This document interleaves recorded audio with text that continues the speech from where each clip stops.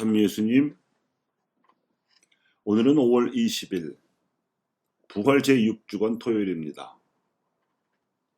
나는 아버지에게서 나와 세상에 왔다가 다시 세상을 떠나 아버지께 간다는 예수님의 말씀으로 강론하겠습니다.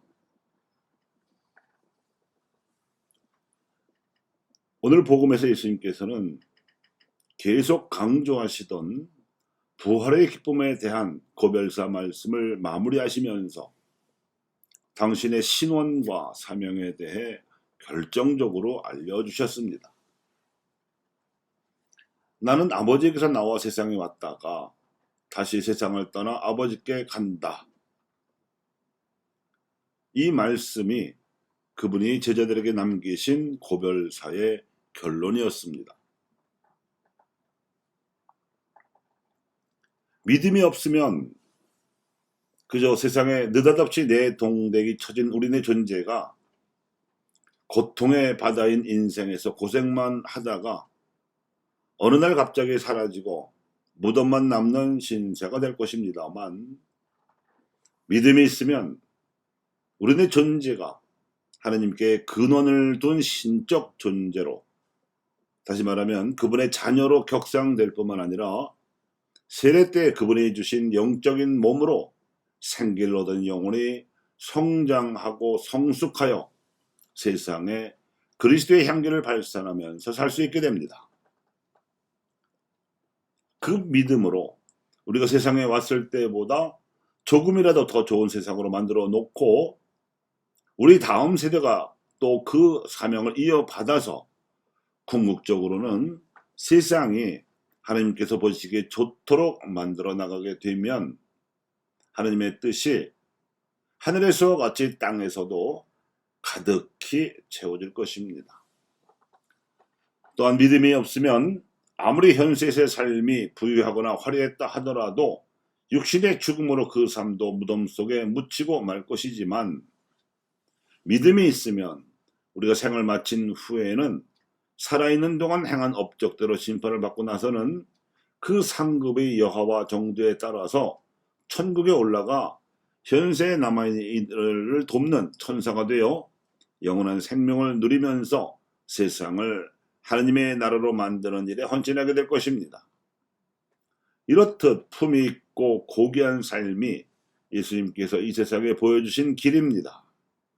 이런 의미에서 예수님께서 남기신 고별사의 결론은 우리의 목표가 되어줍니다. 하나님에게서 나와 세상에 왔다가 다시 세상을 떠나 하나님께로 가는 것. 그런가 하면 오늘 독서는 사도 바오로가 제3차 선교 여행을 시작한 이야기를 들려줍니다. 일단 제1, 2차 선교 여행에서 건설해 놓은 공동체들을 순서대로 둘러보면서 점검도 하고 격려도 하는 일정을 거친 후에 에페소에서 3년을 보내면서 중점적으로 신앙 공동체를 건설하려는 노력을 기울이게 됩니다. 당시 에페소는 로마보다 더 로마적인 도시가 되어 있었습니다. 그도 그럴 것이 에페소는 동방의 로마가 불리며 번성하고 있었지만 그만치 우상 숭배도 성행하고 있었습니다. 바오로 사도로서는 이 에페소를 복음화시키는 일이 소아시아와 그리스 전체, 나아가서는 로마 제국을 복음화시킬 수 있는 지름길이라고 여길 바랬습니다.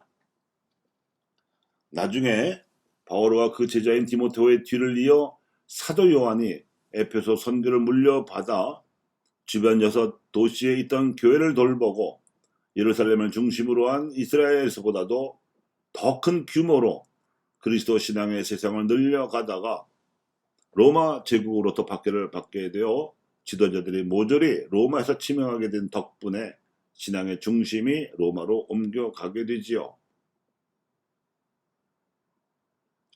그런데 그 무렵에 아폴로라는 선교사가 에페소에 왔습니다. 알렉산드리아 디아스포라의 유다인 출신인 그는 구약 성경에 대해서 잘 알고 있었을 뿐만 아니라 예수님께 일어난 일들에 대해서도 정확히 가르쳤던 선교사였습니다. 그가 워낙 달변했던 데다 열정을 가지고 에페소 시민들에게 가르치고 있었으므로 이미 에페소에 도착해 있던 아킬라와 프리스킬라 부부도 아주 반갑게 그의 설교를 들었던 모양입니다. 그런데 들어보니 그는 요한의 세대만 알고 있었습니다. 한 수 아래였다는 뜻이지요. 이는 예수님께서 요한의 활동에 이어 불과 성령의 세례를 받고자 하셨고 또 당신을 믿는 이들에게도 당신께서 받으신 불과 성령의 세례를 주고자 하셨다는 사실에 대해서는 모르고 있었다는 뜻입니다.